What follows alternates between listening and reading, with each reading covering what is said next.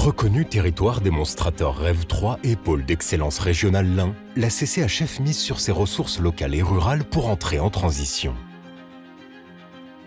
C'est la raison pour laquelle elle souhaite accompagner le développement de la filière lin, déjà bien présente grâce aux tailleurs et agriculteurs du secteur. La filière lin est aussi grandement pourvoyeuse d'emplois, que ce soit chez les agriculteurs, les tailleurs pour la récolte du lin et la production de la fibre, ou dans les entreprises innovantes du territoire qui travaillent avec le lin ou ses sous-produits. La filière recrute et propose des emplois variés, correctement rémunérés pour lesquels il n'est pas nécessaire d'être qualifié. Dans la grande majorité des cas, la formation se fait au sein même des entreprises, grâce au tutorat des plus anciens. Le lin, c'est d'abord une histoire de passion des agriculteurs pour une plante écologique à la croissance rapide, peu gourmande en eau et zéro déchet.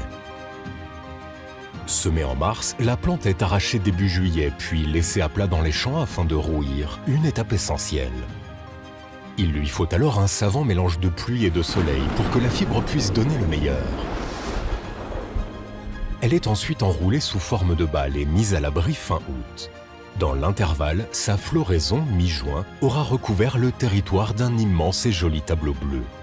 Le lin, on en produit pourquoi? Parce qu'on a aussi le terroir qui est quand même adapté. On est dans le terroir, on a le climat, on a le terrain pour produire du lin. C'est ce qui est motivant en tant que producteur de continuer cette culture. Avec mon frère, je produis environ 20 hectares de lin sur exploitation. Le lin c'est quand même pour particularité, c'est qu'on l'a produit non pas pour de l'alimentaire, mais pour la fibre. Donc le lin, c'est aussi une histoire de passion. C'est pas toujours évident d'arriver à produire du lin, arriver à obtenir la qualité qu'on souhaite. Moi, ce qui me plaît, c'est aussi le côté proximité.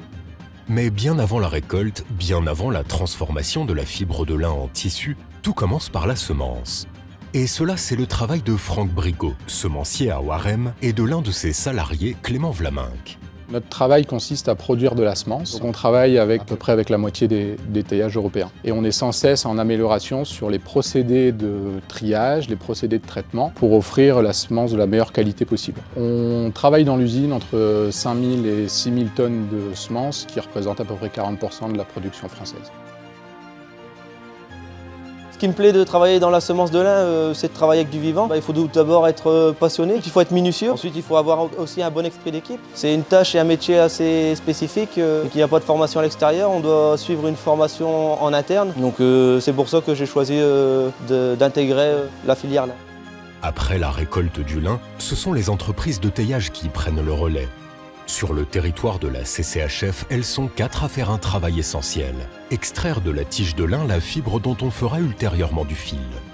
Nous avons rencontré les dirigeants de ces entreprises familiales présentes sur le territoire depuis des décennies. Ils nous parlent de leur métier et de leurs défis, l'emploi et la formation notamment, face à une demande en lin de plus en plus importante. Eux aussi ont en point commun la passion. La grosse partie de notre travail, c'est la relation avec nos fournisseurs qui sont les agriculteurs dans différentes régions, donc dans le Nord Pas-de-Calais bien évidemment, dans l'Aisne et aussi en Normandie. On travaille avec 600 agriculteurs aujourd'hui. La demande en lin est très forte aujourd'hui, c'est une matière qui est très demandée et on doit du coup augmenter la production pour alimenter ce marché. Donc on a doublé notre capacité de production avec cette nouvelle usine dans l'Aisne. La filière lin est également une filière en croissance. Nous sommes toujours à la recherche effectivement de profils qui pourront compléter nos équipes. Notre entreprise et la filière lin recrutent du personnel aujourd'hui et pour les années qui viennent. Nous avons tous les outils pour accompagner les personnes qui souhaitent travailler dans nos métiers, pour les accompagner, pour les former sur nos lignes de production, pour les former à la qualité du travail que l'on souhaite faire. Pour être réellement opérationnel sur les lignes, ça prend un petit peu de temps. Chaque année, on réapprend en fait à vivre avec le lin. C'est un métier qui demande beaucoup d'humilité et voilà, chaque année, la nature nous apporte quelque chose et on s'adapte. Ça fait 1 an que j'ai rejoint l'entreprise familiale au taillage de lin pour une nouvelle aventure. Je suis un peu en phase de formation en tout point, que ce soit autant au bureau pour la partie administrative, compta, etc. Aussi sur l'usine de production. Je vais essayer de toucher à tout pour découvrir le plus possible de choses dans l'entreprise et pour pouvoir après me positionner et trouver un peu ma place. J'ai attrapé le virus du lin, donc c'est pour ça que je suis toujours là 1 an après avec plein de projets et plein de perspectives. On l'a compris, la filière lin est en plein développement. Elle a besoin de main-d'œuvre pour la production, mais aussi l'arrachage, le retournage, l'enroulage et le taillage. les emplois sont nombreux et accessibles à tous après une formation souvent réalisée au sein même des entreprises. C'est un produit intéressant, on va dire, à travailler, on va dire. Puis c'est local. Je suis un peu, on va dire, polyvalent, on va dire. Je suis aussi bien à la table de préparation qu'au dérouleur, filasse. Et après, l'été, on est dans les champs, on fait la récolte, on fait l'arrachage, le retournage et l'enroulage. Pour faire ce travail, il faut être motivé. J'ai voulu me réorienter donc, dans une autre filière et j'ai eu la possibilité de découvrir le métier de tailleur de lin. J'ai été suivie avec un tuteur qui m'a expliqué en fait, le métier de tailleur de lin et j'ai pu bénéficier d'une formation. Je trouve que le lin en fait, c'est une matière noble et qui est agréable à travailler. C'est vraiment, il y a une diversité en fait, dans la transformation du lin qui est vraiment intéressante.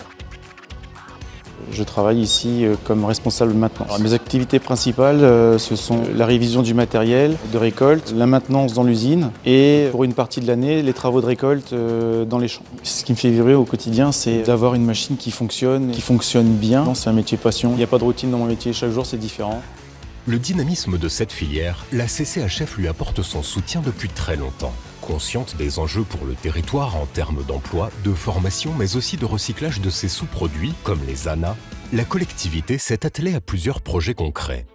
À terme, c'est toute une filière, de la graine et jusqu'à la formation des futurs salariés en passant par le recyclage que la CCHF ambitionne de créer localement.